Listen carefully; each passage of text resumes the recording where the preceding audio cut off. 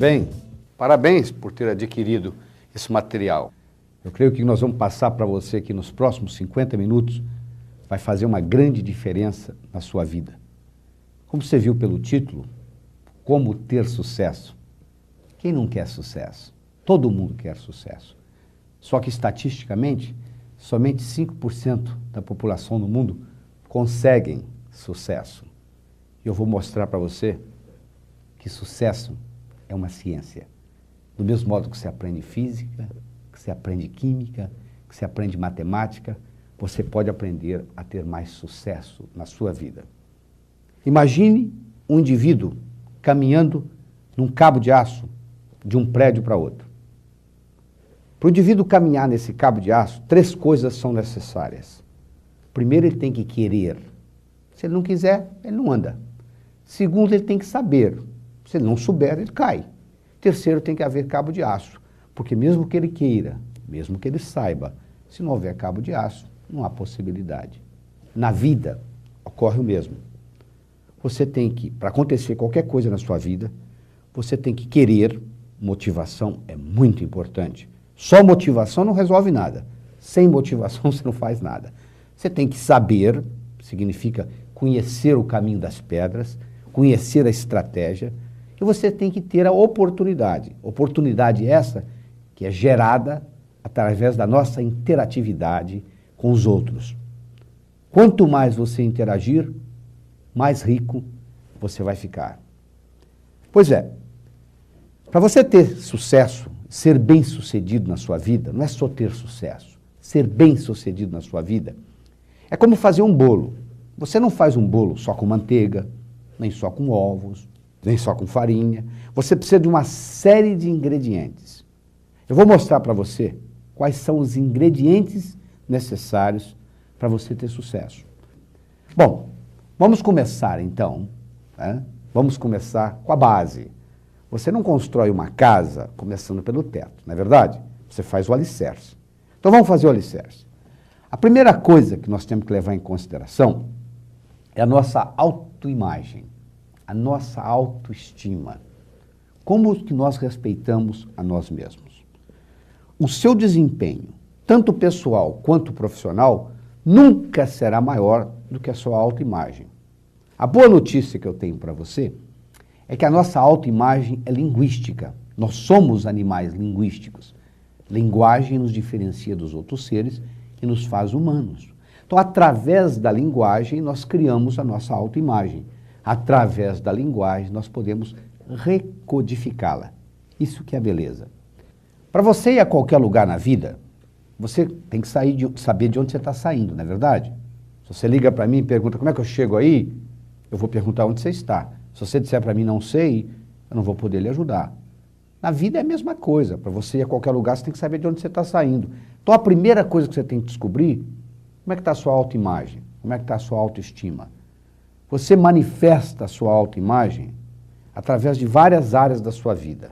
Você através da sua saúde, através da sua vida financeira, através da sua vida profissional, através da sua vida social, através da sua vida familiar. Então eu criei um teste muito simples que você vai fazer comigo agora, onde você vai dar uma nota de 1 a 10 para cada uma dessas áreas da sua vida. Vamos começar com a área da saúde. De 1 a 10. 1, fase terminal de câncer, que não deve ser seu caso. 10, eu estou totalmente saudável. Ou melhor, eu sou uma pessoa saudável. Você pode ir a um médico, o médico examinar, você não tem nada, ele diz, você não é doente. Não significa que você seja saudável. Ser saudável significa ter a energia para fazer tudo aquilo que você quer. Poucas pessoas na vida são saudáveis. A maioria não é doente. Então, já que você sabe agora, você vai dar uma nota de 1 a 10 para a sua saúde. Muito bem. Você agora vai dar uma nota de 1 a 10 para as suas finanças. Se você não está conseguindo pagar as contas no final do mês, nota 1. Se você parasse de trabalhar hoje e vivesse até os 100 anos, pudesse manter o seu estilo de vida com aquilo que você já ganhou, 10. Então agora você sabe qual é a sua nota para a sua vida financeira. Agora nós vamos dar a nota para a sua vida profissional. Se você está contando os dias para aposentadoria, nota 1. Significa que você não gosta do que você faz, não é verdade? Senão você não estaria contando os dias. Se Se você ganhasse US$ 1 milhão na loteria e amanhã você continuasse na sua atividade profissional igualzinha você faz hoje, nota 10, você está congruente com o que você está fazendo, é verdade? Você agora vai dar uma nota social, a nota das suas amizades, levando em consideração o número de amigos que você tem e a profundidade de cada amizade. Quer dizer, você tem muitos conhecidos e poucos amigos. Se você morresse hoje, quem viria no seu enterro amanhã? Isso lhe dá uma ideia. E, finalmente, você vai dar uma nota para a sua vida familiar. A família, levando em consideração a sua família, o marido, mulher, filhos, avós, pais, etc. Como um todo, de 1 a 10, qual que seria? Bom, agora você tem 5 notas. Você agora pega a nota que você deu para a sua saúde, que você deu para as suas finanças, que você deu para a sua vida profissional, que você deu para a sua vida social, que você deu para a sua vida familiar, soma. Somou? Pega esse resultado e multiplica por 2. Vamos supor que, só para raciocínio, você tenha dado 7 para cada uma. 7 vezes 5, 35. Multiplica por 2, 70. Significa que você está operando a sua autoestima em 70% do potencial dela. Deu para entender? Lembre-se, uma pequena diferença em desempenho pode trazer uma tremenda diferença em resultado. Se você melhora a sua autoimagem de 70% para 75%, pode fazer uma diferença entre fracasso e sucesso. Aí é você que vai ter que decidir. Então agora você tem uma ideia da sua autoimagem. Agora eu vou mostrar para você como é que você pode melhorá-la, não é verdade? Porque agora que você tem uma ideia, você agora pode trabalhar nisso. A sua autoimagem, ela é codificada no nosso cérebro numa estrutura chamada sistema límbico, que é conectada com a parte direita do nosso cérebro. O nosso cérebro, ele tem 2 hemisférios, o hemisfério esquerdo e o direito. O esquerdo é lógico, o direito é emocional. O esquerdo é verbal, o direito é visual.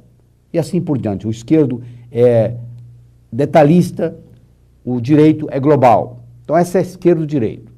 O nosso cérebro também tem uma outra divisão, que é anterior-posterior. Anterior significa que você pensa muito. Posterior significa que você faz muito. Você deve conhecer gente que pensa muito e não faz nada. Você deve conhecer gente que faz muito e não pensa. Atira primeiro e depois mira. Pois bem, o cérebro trabalhando, o hemisfério esquerdo ele cuida das partes lógicas da vida. E o hemisfério direito cuida da parte emocional, ligada a esse sistema límbico. E você vai codificando as suas crenças com relação a você. Então, tudo aquilo que aconteceu com você até hoje, você codifica linguisticamente e cria no seu cérebro uma série de programas que vão ativar, eu vou ter que falar um pouquinho agora de neurofisiologia para você. São as palavras difíceis, mas logo logo a gente passa por elas.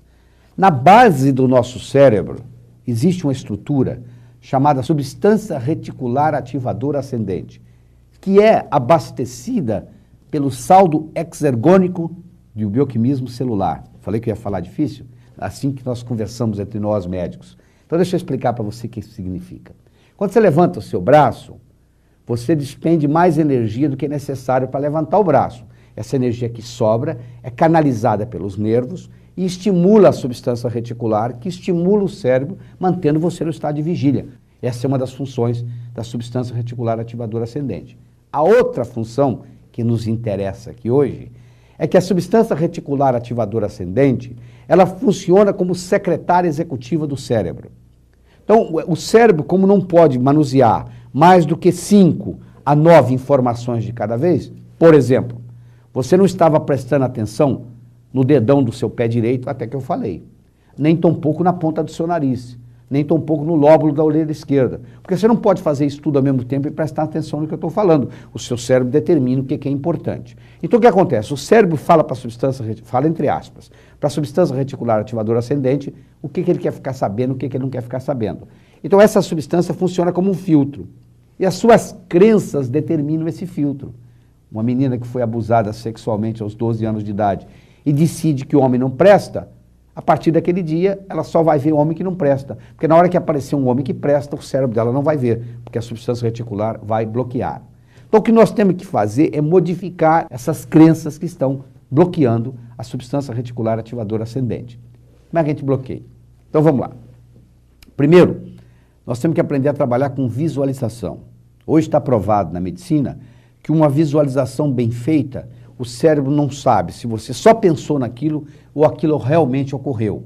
Então isso não é ensinado nas escolas, mas você tem que desenvolver a sua capacidade de visualizar. Você vai ter uma reunião importante amanhã, como é que você quer que ela ocorra? Como é que você quer que ela termine? O que você quer conseguir lá? Você tem que começar hoje a visualizar isso amanhã, porque quando você chegar na reunião amanhã, você já está na reunião pela segunda vez. É verdade? Segundo, você tem que aprender um processo de relaxamento, seja ele qual for. Tem gente que relaxa trabalhando, tem gente que relaxa lendo, tem gente que relaxa escutando música, tem gente que relaxa caminhando na natureza, tem gente que relaxa conversando com outras pessoas. Qual é a sua fonte de inspiração? Você tem que aprender a fazer isso, seja lá qual for. Porque no momento que você faz isso, o seu hemisfério direito entra em ação. E todas as grandes realizações do mundo ocorreram vindo do hemisfério direito. Albert Einstein, quando desenvolveu a teoria da relatividade, ele estava deitado numa rede no fundo do quintal, imaginando que ele viajava num raio de luz. Arquimedes, quando descobriu o princípio de Arquimedes, ele estava tomando um banho numa banheira e saiu correndo nu na rua, gritando eureka, eureka, eureka. Então, você tem que ter acesso a essa parte emocional para recodificar. E você faz isso porque quando seus músculos estão contraídos, o hemisfério direito não entra em ação. Então, você tem que relaxar a musculatura. Às vezes meditação para alguns é importante, às vezes ginástica é importante, às vezes dar uma caminhada é importante. Para cada um é diferente, não existe uma fórmula, tem que ser assim. Depende, para cada um tem que ser diferente. Você tem que descobrir qual é para você.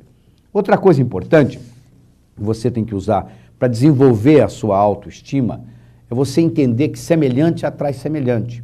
Se você abrir a torneira da sua cozinha, deve sair água. Espero que saia.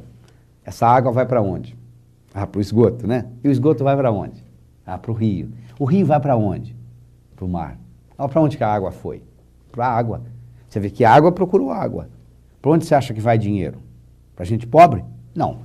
O dinheiro vai para quem tem dinheiro, não é verdade? O amor vai para quem tem amor. O ódio vai para quem tem ódio. Para quem vai sucesso? Para quem tem sucesso. Então, de vez em quando, você tem que parar e fazer uma autoanálise do seguinte: o que eu já fiz até hoje na minha vida, no meu passado, que me colocou na situação que eu estou hoje? Quais foram os grandes sucessos que eu tive no passado?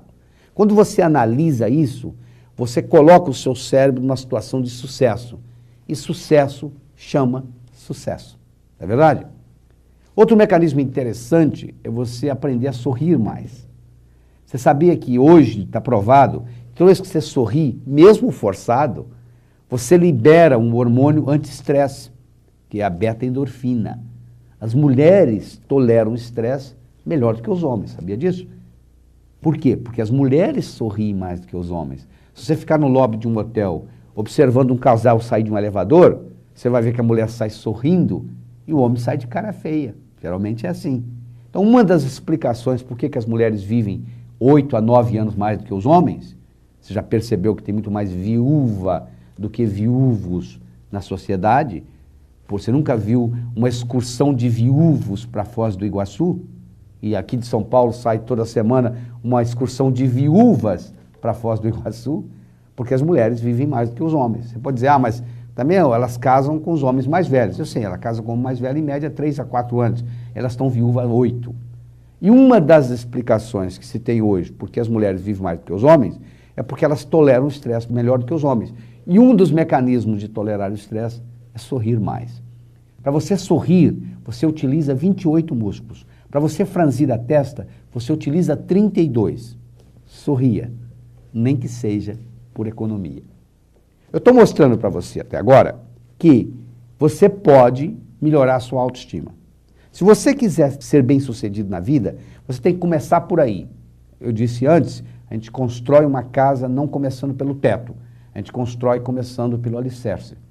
Em todos os estudos feitos até hoje, em todos os países onde esses estudos foram conduzidos, não existe nenhuma correlação entre a nota que se tira na escola e o sucesso que se tem na vida.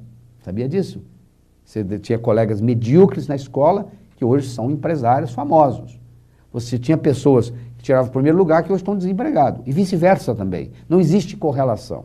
Agora, existe sim uma correlação muito forte entre a autoestima que você tinha durante a sua infância, a sua adolescência e o sucesso que você tem na vida. Então, mais importante do que a nota na escola é a autoestima da criança. Então, se você não teve a oportunidade de desenvolver a sua do jeito que você gostaria, a boa notícia é que sempre é tempo. A hora é agora. Quer dizer, você pode modificar isso. Mas vamos em frente. A segunda característica importante, que eu vou tocar muito pouco, porque depois nós vamos fazer um vídeo só disso, que é o aspecto da comunicação. Na era da agricultura, mandava no mundo quem tinha terra. Na era industrial, mandava no mundo quem tinha capital, quem tinha dinheiro.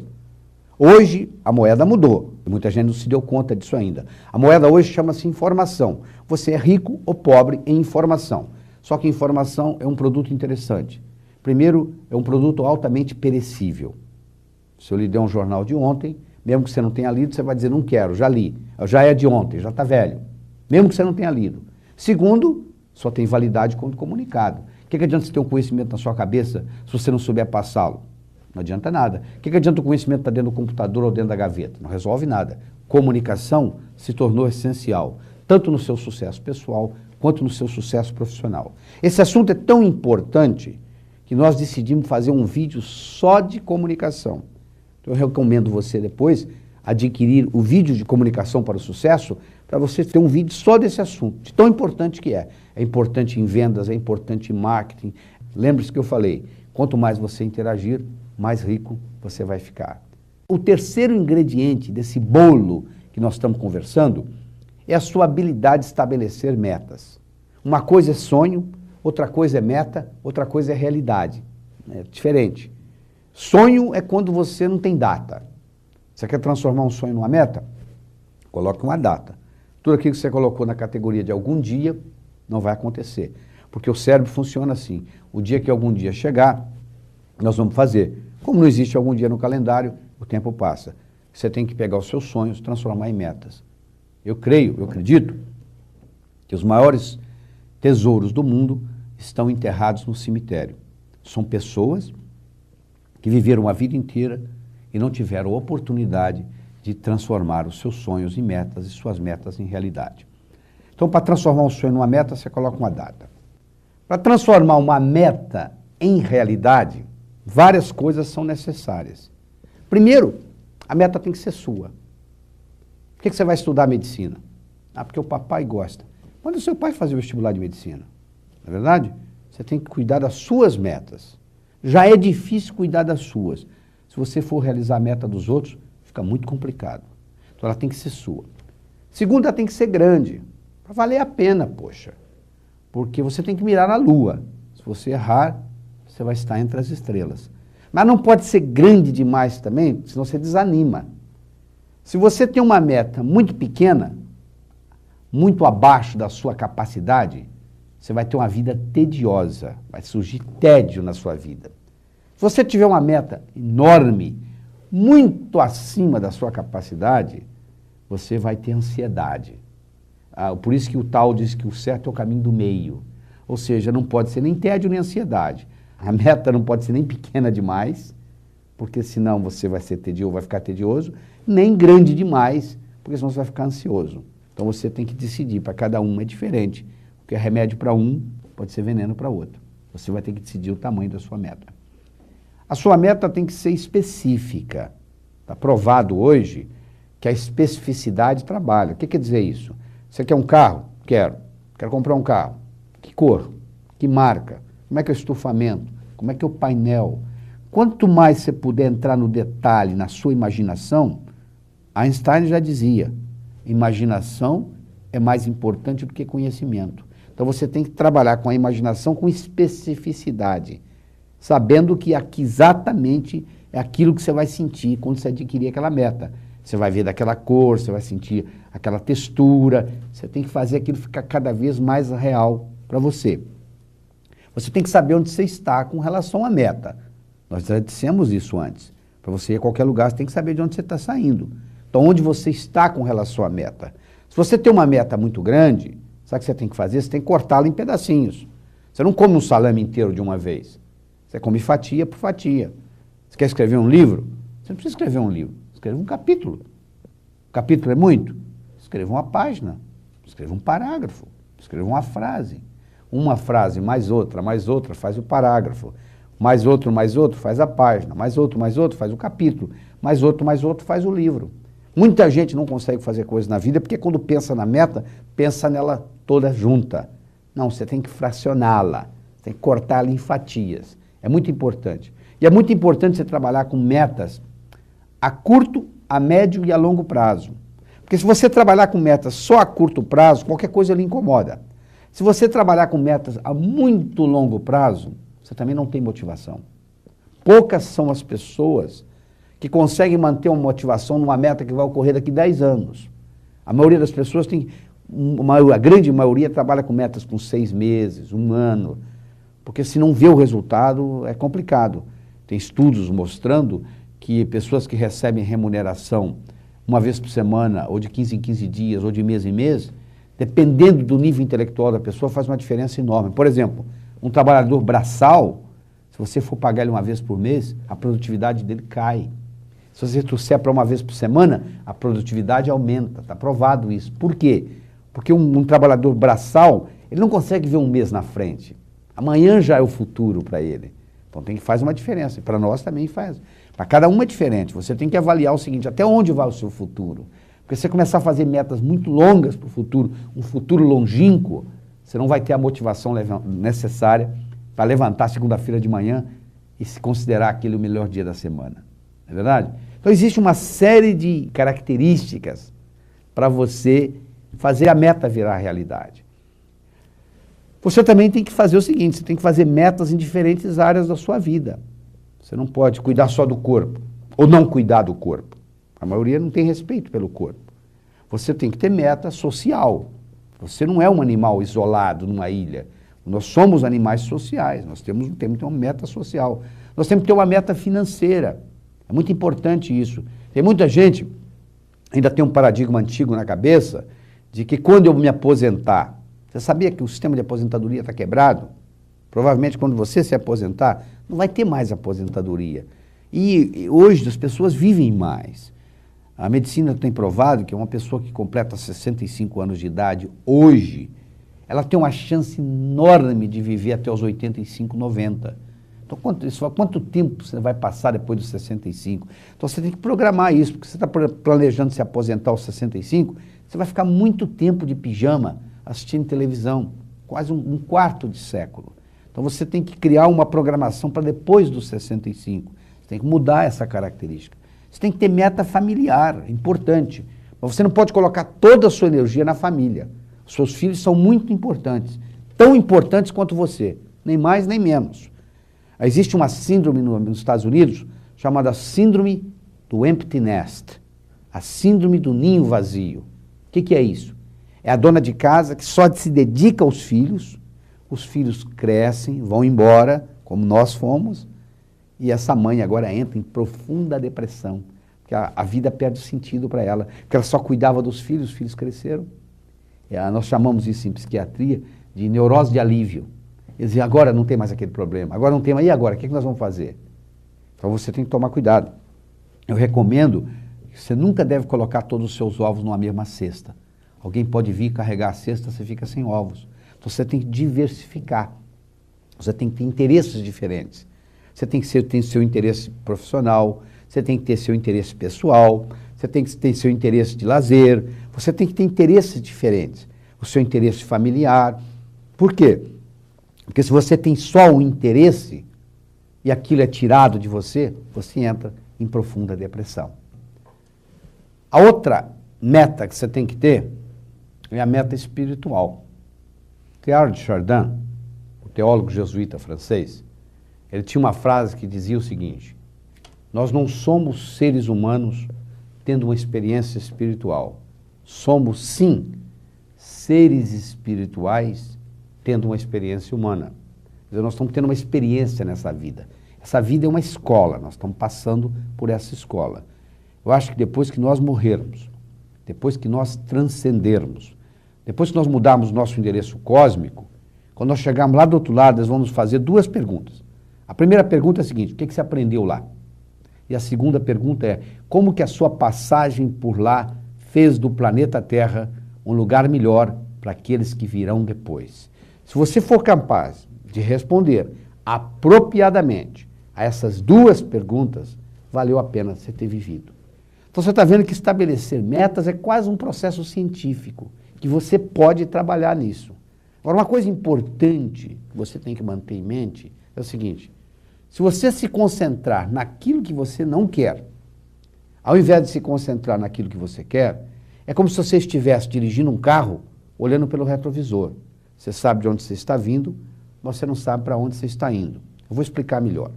Presta atenção, porque você vai aprender uma coisa muito interessante aqui agora. Se eu falar para você assim, ó, porta, você pensa numa porta que você conhece, não é verdade? Se eu falar para você carro, você pensa num carro que você conhece. Se eu falar para você livro, você vai pensar num livro que você já leu ou tem, não é verdade? Se eu falar para você não existe referencial de experiência. A palavra não tem referencial de experiência. A palavra carro tem, a palavra livro tem, a palavra porta tem. Mas a palavra não está sem referencial de experiência. Como ela não tem referencial de experiência, o cérebro absorve o que vem depois do não. Você quer ver? Eu vou provar para você. Não pense azul. Não vai me dizer que você está pensando verde. Não. Quando eu digo para você não pense azul, o seu cérebro pega o que vem depois do não, que é o azul. Se eu disser assim, quer ver? Eu não quero ser pobre. O que você acha que o cérebro pegou? Pobreza. Não é verdade? Eu não quero ficar velho. O que você acha que o cérebro pegou? Velhice. Então, você mudar o modo como você conversa com você mesmo é muito importante. Você já notou que desde que você está me escutando aí, você está, na sua cabeça existe uma conversa, um self-talk, nós chamamos em inglês. Você está constantemente comentando o que eu estou falando aqui. Não é verdade? Essa conversa, esse diálogo interno que você tem com você, ele carrega você, ou você carrega ele, 24 horas por dia. Está constantemente. Você nunca deixou de fazer nada na sua vida porque o seu braço doeu, a sua perna doeu, o seu peito doeu. Você deixou de fazer alguma coisa na sua vida que você gostaria de fazer porque entre o seu ouvido esquerdo e o seu ouvido direito apareceu uma conversa que bloqueou. Eu tenho uma metáfora muito interessante e muito simples, que é a seguinte. Se eu pegar uma tábua de 40 centímetros de largura e 10 metros de comprimento e colocar no chão e convidar você para andar nela de um lado para outro, qualquer um anda, se você colocar um pé na frente do outro, não é verdade? Se eu pegar essa mesma tábua, levar para dois edifícios bem altos, os dois altos, e colocar essa tábua entre esses dois edifícios, e pedir você que está me escutando, pedir você que atravesse essa tábua de um lado para outro, provavelmente você não vai querer. Mas fisicamente você consegue. Você não andou quando ela estava no chão? Colocou um pé na frente do outro, a tábua tem a mesma largura, ela tem o mesmo comprimento. Só que agora, quando você chegar lá para atravessar, dentro do seu cérebro vai dizer assim, olha lá, você vai cair, hein? Ó, cuidado, você vai escorregar, hein? O que você faz? Você acaba não fazendo nada. Não é verdade? Você deixou de andar na tábua não porque você não pudesse fisicamente. Você já tinha provado isso antes. Na vida é a mesma coisa. Às vezes, quando você está sob pressão, é como se você estivesse andando com a tábua lá entre os edifícios. Dá um branco, você perde a sua habilidade. Então, essa importância de você modificar essa conversa sua é fundamental. Então, onde que eu quero chegar? Eu quero chegar ao seguinte, se você aprendeu uma conversa com você mesmo, onde você usa muitos nãos, você vai acabar criando o contrário do que você gostaria de ter. Não é verdade? Então, eu vou passar para você um grande segredo. Tem gente que nasce, vive e morre. E nunca escutou isso que vai sair da minha boca agora. Então, presta atenção. Você cria na sua vida, não é o que você quer. Você cria na sua vida o que você pensa a maior parte do tempo. Se você é o tipo de pessoa que está pensando aquilo que você não gostaria, você acaba criando uma vida oposta daquela que você gostaria. Então, a minha recomendação para você aqui é muito simples. Você tem que aprender a se concentrar naquilo que você quer e não naquilo que você não quer. Então, por isso que é importante você ter visões, por isso que é importante você estabelecer metas, Porque você, quando cria visões, quando você cria metas, você começa a olhar para o futuro. E o futuro acaba criando o presente. Você sabia disso? Você aprendeu até hoje que o passado cria o presente e o presente cria o futuro. Eu vou mostrar para você que o contrário também é verdadeiro. O futuro cria o presente e o presente cria o passado. Quer ver como é que funciona? Num dos meus cursos, uma vez, chegou uma senhora que ela era casada há mais de 20 anos, ela e o marido moravam em São Paulo, tinham uma granja na periferia de São Paulo. Todo final de semana, sexta-feira à noite, eles iam para a granja e voltavam segunda de manhã. Não tinham filhos e estavam indo muito bem. A tia dela, que tinha criado ela, que morava na Europa, veio visitá-la, foi até a granja e morreu lá. E desde o dia que a tia morreu, ela não voltou mais lá. Conclusão, o marido não abriu mão, ele continuou indo sexta à noite, voltando segunda de manhã. Os dois trabalhavam a semana inteira, o relacionamento foi se distanciando e ela tinha ido lá no Sintonia, nesse curso meu, para poder ficar mais forte para se divorciar. Aí eu perguntei para ela, mas por que você não vai ao sítio? Ela falou, mãe, eu não vou ao sítio, porque minha tia morreu lá. Eu falei, mas interessante, a sua tia sai lá da Europa e vem até a granja, até o sítio, para deixar a energia dela lá para você, e agora você se recusa a ir lá? Imediatamente mudou o modo como essa mulher pensava com relação a essa granja. Ela não conseguia esperar o curso terminar para ela poder ir à granja. Você quer ser o final da história? Ela voltou a ir à granja sexta-noite, voltar segunda de manhã, voltou a se relacionar com o marido, continuou casada. O que eu fiz? Eu modifiquei o passado dela a partir do presente. Você quer ver como é que você modifica o presente a partir do futuro? Você já passou por você essa situação onde você programa uma viagem? Você vai fazer uma viagem para a Europa daqui 20 dias. Você já notou que a viagem é daqui 20 dias, mas hoje você já começa a achar o dia melhor? Porque você está se preparando para viajar? Olha lá, uma viagem daqui 20 dias está modificando o hoje. Estou provando para você que o futuro cria o presente. Às vezes a preparação para a viagem às vezes é até mais interessante do que a própria viagem, não é verdade? Às vezes o avião vai atrasar, às vezes você vai ficar doente, às vezes aconteceu alguma coisa, quer dizer, se você for analisar, o período pré-viagem foi até mais gostoso do que a viagem em si. Então, quando você cria metas, visões na sua vida, você faz o presente ficar mais gostoso, mesmo que você nunca tenha a possibilidade de atingi-las. E agora eu vou falar outra coisa muito importante. Presta atenção porque é importante. Olha só. Você tem que criar suas metas de futuro não como uma expectativa, mas como uma possibilidade. Sabe por quê? Se você criar como uma expectativa e não ocorrer, você vai ficar frustrado. Se você criar como uma possibilidade e não ocorrer, continua sendo uma possibilidade. Não é verdade? Bom, esse é o terceiro ingrediente. Eu poderia ficar aqui falando muito mais, mas nós temos que seguir em frente, né? Vamos continuar fazendo os ingredientes do bolo do sucesso. O próximo que eu gostaria de discutir com você é atitude. O otimismo sozinho não resolve, pessimismo atrapalha. Se sou otimista, não adianta nada. Mas se você é pessimista, você joga a toalha antes do jogo começar.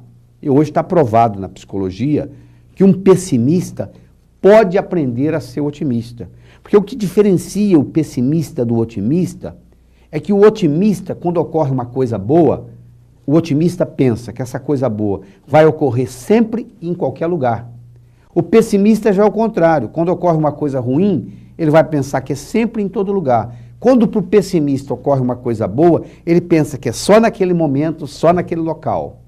Já para o otimista é o contrário. Quando ocorre uma coisa ruim, o otimista pensa que é só naquele momento, só naquele local. Então você pode aprender a ser otimista.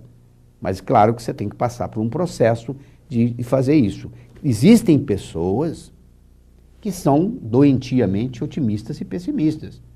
Eu não sei se você conhece a história de dois gêmeos, que um era extremamente otimista, doentiamente otimista, e o outro era doentiamente pessimista. E os pais não sabiam mais o que fazer, foram ao psiquiatra. E disseram para o psiquiatra, nós temos 2 filhos, somente 2 filhos, um otimista, o outro pessimista, e nós não sabemos o que fazer com eles. Aí o psiquiatra falou assim, quando que é o aniversário deles? Falei, por coincidência, daqui 10 dias. Ele falou, então nós vamos resolver o problema para sempre. O que o pessimista gostaria de ganhar que vocês não têm condições? Bom, Ele gostaria de ganhar uma bicicleta de 18 marchas. Falei, então faz o seguinte, vocês vão pegar dinheiro do banco, emprestado, e vão comprar essa bicicleta para ele. Porque o choque vai ser tão grande que você vai curar o pessimismo dele. E para o otimista, doutor, o que nós vamos fazer? A otimista já é mais fácil. Você vai pegar estrume de cavalo, vai colocar num balde e vai colocar ao lado da bicicleta. Ele vai levar um choque tão grande, porque ele está recebendo de presente excremento de cavalo, que vai ser um choque tão grande que o otimismo dele vai diminuir. Eles fizeram isso. Pegaram, arrumaram dinheiro emprestado no banco, compraram uma bicicleta de 18 marchas, foram até uma fazenda, pegaram o estrume de cavalo, colocaram num balde, colocaram o balde ao lado da bicicleta. No dia do aniversário, daquela barulhada, o pai e a mãe entram na sala e encontram o pessimista chorando e o otimista pulando de alegria. Eles não entenderam mais nada. Chegaram perto do pessimista e perguntaram, por que você está chorando? O que você ganhou de presente? Ele disse, uma bicicleta de 18 marchas. Mas não é isso que era o seu sonho? Não é. Mas por que você está chorando? Ah, estou chorando porque eu sei que eu vou montar nela, que eu vou cair, que eu vou quebrar a perna, que eu vou ser hospitalizado. E o otimista pulando de alegria, eu falei, o que você ganhou de presente de aniversário? Ele falou, um cavalo. Onde é que está o cavalo? Ele falou, não sei não, mas passou por aqui. Vocês estão entendendo? Não é esse otimismo e esse pessimismo que nós estamos conversando. Isso aí é doentio. Mas o fato é que você pode aprender isso. No meu livro, O Sucesso Não Ocorre Por Acaso, eu tenho uma história muito bonita que eu conto de um menino de 7 anos de idade que está sentado numa calçada e está passando uma cavalaria e junto dessa cavalaria tem um cavalinho que nasceu uns 5 dias antes, que mal consegue acompanhar a cavalaria, e o menino encantado com o cavalinho, e o dono da cavalaria vê o menino encantado, vê que o cavalinho está atrapalhando o desempenho da cavalaria, pergunta para o menino, você quer esse cavalinho para você? Ele falou, quero. Ele falou, é seu. Ele pega o cavalinho e leva para o fundo do quintal. O vizinho do pai do menino vem até o pai do menino e diz o seguinte, seu filho é de sorte, hein? Ele pergunta por quê? Ele está sentado na calçada, passa uma cavalaria e ganha um cavalinho. Aí o pai do menino sabiamente responde para o vizinho, sorte ou azar, o tempo dirá. O menino cresce, o cavalo cresce. Rapazinho, adolescente, um dia o cavalo foge, some. O rapaz entra em depressão profunda, porque ele tinha criado junto com o cavalo. Vem o vizinho para o pai do menino, seu filho é de azar, hein? Ele diz, por quê? Porque ele ganha um cavalo, ele cresce com o cavalo, ele pega afeição ao cavalo. Agora o cavalo vai embora, o pai do menino olha para o vizinho e diz, azar ou sorte, o tempo dirá. 6 meses depois, volta o cavalo seguido de cavalos selvagens. O cavalo selvagem não tem dono, tudo que entrou na porteira, o rapaz fechou a porta é dele. Fechou a porteira é dele. Vem o vizinho, seu filho é de sorte, hein? Sorte ou azar, o tempo dirá. Ele vai montar um dos cavalos selvagens, o cavalo pula com ele cai e quebra a perna. Vem o vizinho, seu filho é de azar, hein? Azar ou sorte, o tempo dirá. Todos os jovens da idade dele são enviados para a guerra. Só ele que está com a perna quebrada não vai para a guerra. Vem o vizinho, seu filho é de sorte, hein? Sorte ou azar, o tempo dirá. Você não ganhou ou perdeu até que você tirou as fichas da mesa. Se eu chegar num cassino, se você estiver jogando, cheio de fichas, e você disser para mim assim, doutor Lair, eu ganhei $1 milhão. Eu vou perguntar para você parou de jogar? Se você me responder que não, eu digo, não, você não ganhou, você está ganhando. Pode ser que na próxima rodada você perca tudo. Você não ganhou ou perdeu até que você tirou as fichas da mesa. Sabe quando que nós tiramos as fichas da mesa? Quando nós expiramos, quando nós morremos. Até lá nós não sabemos. Como nós não sabemos o que vai acontecer, quando acontece uma coisa boa, é boa. Quando acontece uma coisa ruim, no fundo, pode ser por nosso bem. Porque os nossos problemas são os nossos melhores amigos. É verdade ou não é? Como é que você cresceu na vida, ou vem crescendo? Você que está aí me escutando, eu não sei qual a sua idade. Mas você vem crescendo. Como é que você não foi através dos problemas? A pessoa que não tem problema na vida, ela não adquire experiência de viver. Ela não está preparada. Eles fizeram um estudo nos Estados Unidos e mostraram que 85% dos milionários americanos hoje ou vieram de família humilde ou são imigrantes. O que você quer mais? O Kirk Douglas estava dando uma entrevista na televisão americana e ele disse para o repórter, eu tenho uma grande vantagem sobre os meus filhos. E o repórter perguntou, qual? Ele falou, meus pais não eram ricos. Isso é muito profundo. Ou seja, eu aprendi com garra. Se você está reclamando que você teve uma infância difícil, que bom, né? Essa infância difícil lhe permitiu fazer isso que você faz hoje. Você desenvolveu mais garra, mais habilidade de sobrevivência. Isso é uma mudança de paradigma que está ocorrendo na sua cabeça, neste momento. Eu não sei se você já escutou, conhece a terminologia paradigma. Paradigma é o modo como nós estamos vendo o mundo. Cada um vê o mundo de uma forma diferente, no seu próprio paradigma. Houve uma época que o paradigma é que a Terra era chata, né? Quando a Terra era chata, era impossível você fazer uma viagem de volta ao mundo numa Terra chata. Quando a Terra ficou redonda, agora você pode fazer uma viagem de volta ao mundo. Olha que interessante. No momento que você mudou o paradigma, você automaticamente multiplica as suas possibilidades. Então, o que hoje é impossível na sua vida, é impossível baseando-se no paradigma que você vive. Se você fizer uma modificação de paradigma, de repente as possibilidades se multiplicam. Se você nunca saiu de um paradigma, é difícil você saber que você vive nele, sabia? Um peixe que nunca saiu do aquário, ou que nunca saiu da água, ele não sabe que ele vive na água. O peixe só vai saber que ele vive na água o dia que ele sair da água. Aí ele vai ver o que não é água. Porque para ele saber o que é água, ele tem que saber o que não é água. Aí ele vai ver que ele vivia num paradigma de água, sem saber. Nós todos fazemos isso.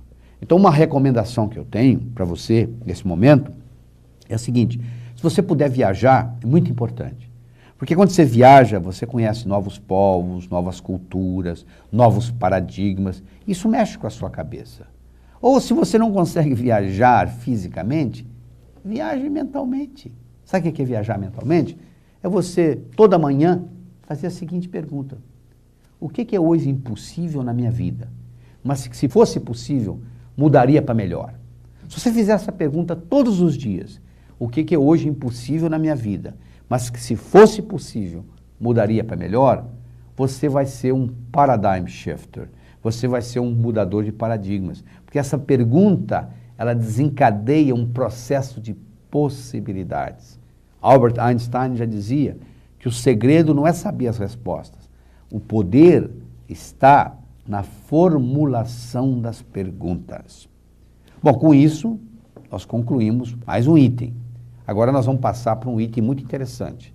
Eu gostaria de discutir com você agora o item trabalho.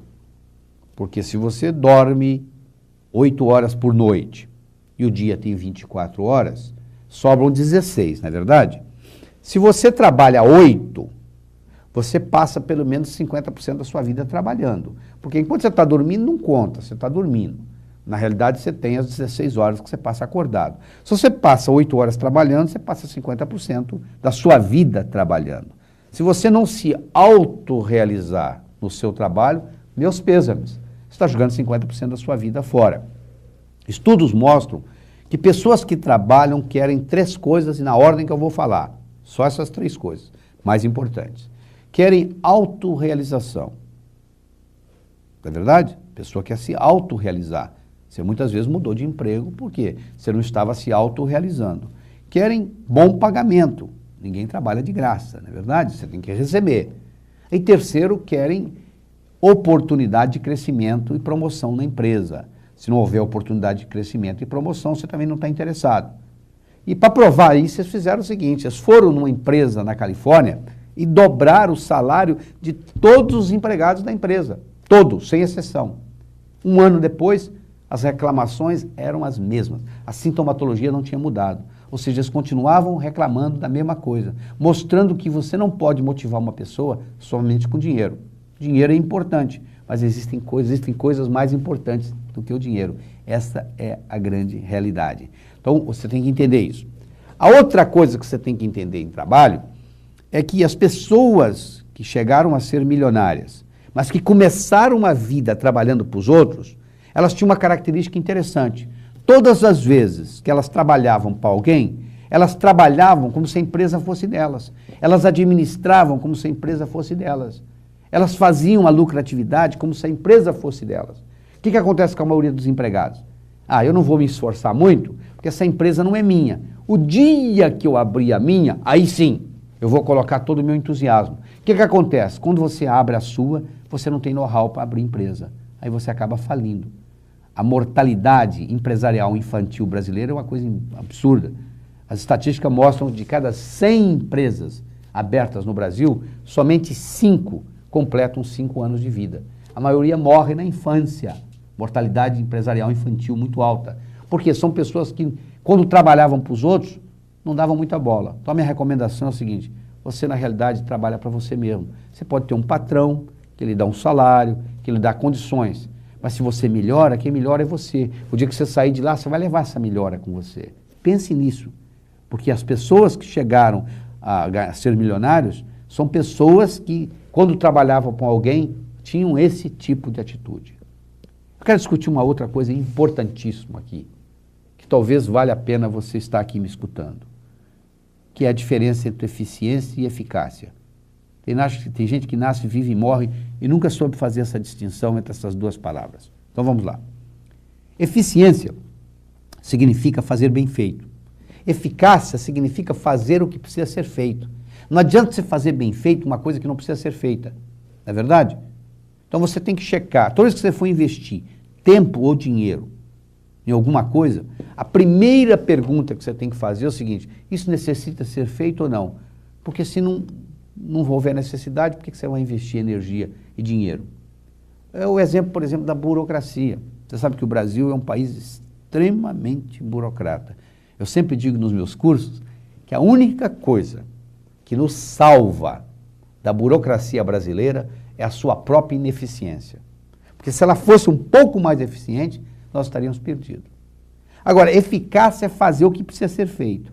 Eficácia é mais importante do que eficiência. Porque não adianta você fazer uma coisa que não precisa ser feita, bem feita. Você está perdendo tempo. Então, você tem que levar isso constantemente no seu trabalho, na sua atividade profissional. Você tem que usar uma coisa que um economista italiano, Vilfredo Pareto, ensinou para a gente. Você já escutou isso talvez com uma forma diferente. Você ouviu falar na lei de 80-20? 80% do seu lucro vem de 20% dos seus clientes. O Vilfredo Pareto, quando inventou essa lei, esse economista e sociólogo italiano, ele inventou isso na área de trabalho. Hoje nós sabemos que se expande para outras áreas. 80% das suas amizades você tem de 20% dos seus amigos. Então, é muito importante você trabalhar com a lei de Pareto, a 80-20, porque você vai estar sempre perguntando o seguinte: quais são os 20% da minha atividade que me dão os 80% de retorno? É nesses 20% que me dão os 80% de retorno que eu tenho que me concentrar. Porque os outros, não adianta me concentrar nos outros 80% que vão me dar 20% de retorno. Então, isso é muito interessante para você aprender a focar. É uma coisa que falta em muitas empresas, é foco. Então, você focando naquilo que é essencial, aquilo onde está a sua competência, você consegue alavancar esse processo. E a última coisa que eu quero discutir com você aqui hoje é a ambição. Ambição no sentido sadio, não é ganância não. É que o japonês chama de Kaizen, que é uma melhora contínua. Você sabe, o Japão é um arquipélago formado de 3.000 ilhas pequenas e 4 ilhas grandes. Lá tem terremoto, lá tem furacão, lá tem inverno forte, neve, Hiroshima, Nagasaki, tudo destruído em 1945. E hoje é considerado pela ONU a terceira potência mundial. Quer dizer, mostra para você que o problema não é geográfico, não é nenhum continente, é um arquipélago. Uma série de problemas. Pegaram a filosofia de uma palavra, a palavra Kaizen, que significa melhora contínua. Hoje melhor do que ontem, pior do que amanhã. Eles abraçaram isso e fizeram isso e transformaram o Japão no que é. Então eu quero recomendar para você o seguinte: por que você não pega essa palavra e faça dela de sua vida? Melhora contínua. Sempre num processo, porque o que interessa é essa viagem, não é a chegada, né? Ah, mas isso é impossível. Não é impossível. Impossível é aquilo que ninguém faz, até que alguém faça, meu amigo. Até pouco tempo atrás era impossível um ser humano correr uma milha em menos de 4 minutos. Até que um estudante de medicina inglês de nome Roger Bannister correu. Depois que Bannister correu uma milha em 4 minutos, menos de 4 minutos, no mesmo ano 19 outros atletas correram. Hoje, se um atleta de primeira categoria correu uma milha em menos de 4 minutos, não é nem notícia de jornal. Isso já foi tratado médico mostrando porque que o ser humano não podia correr uma milha em menos de 4 minutos. Tenho tratados mostrando isso. E não é verdade. Hoje não é nem novidade mais. Então, o que é impossível baseado no paradigma que você vive. Você pode modificar isso. E você deve estar questionando, e a sorte? Eu acho que não existe sorte. Eu acho que essa sorte, você comprar na loteria, você pode até comprar, mas não conta muito com ela, não. É mais fácil você abrir a boca aí agora e entrar uma mosca na sua boca do que você ganhar na loteria. Agora, existe uma sorte que é garantida, que é quando a preparação encontra a oportunidade. Essa é a verdadeira sorte. É quando a preparação encontra a oportunidade. Você está preparado e a oportunidade surge. A oportunidade vai bater na sua porta várias vezes, mas se você não estiver preparado para ela, faz diferença nenhuma. Não é verdade? O que você está fazendo aqui, esse trabalho que você está aqui comigo, isso é uma preparação. Então você tem que escutar isso várias vezes, você tem que vivenciar isso várias vezes, porque tem muitas ideias que estão aqui, que muitas delas você tem que parar e analisar, e refletir, fazer uma análise para você mesmo. Não é só o que eu estou falando, ninguém aqui é dono da verdade, então você tem que analisar. E provavelmente você tem com você aí um livro, Como Ter Sucesso, que acompanha esse material, onde você vai poder aprofundar em tudo isso que eu estou falando aqui. Eu gostaria de terminar com uma história que eu tenho no livro O Sucesso Não Ocorre Por Acaso, que é a seguinte. Era uma vez, numa pequena vila da Grécia, vivia um sábio famoso, porque até aquele dia todas as perguntas feitas a ele soube a resposta. Um dia, um jovem conversando com um amigo dele disse: eu acho que eu sei como eu vou enganar esse sábio. Eu vou esconder um passarinho nas minhas mãos, vou levar para ele, vou perguntar se está vivo ou morto. Se ele falar vivo, eu vou espremer e deixar cair morto nos pés dele. Se ele falar morto, eu vou abrir as mãos e deixar o passarinho voar. Não interessa o que ele responder, ele vai errar. O jovem pegou o passarinho, escondeu nas mãos, levou para o sábio e disse: diga-me, sábio, o passarinho nas minhas mãos está vivo ou morto?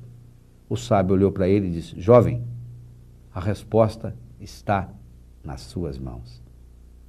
Mesmo digo para você, o seu sucesso, tanto pessoal quanto profissional, esteve, está e sempre estará nas suas mãos. Muito obrigado.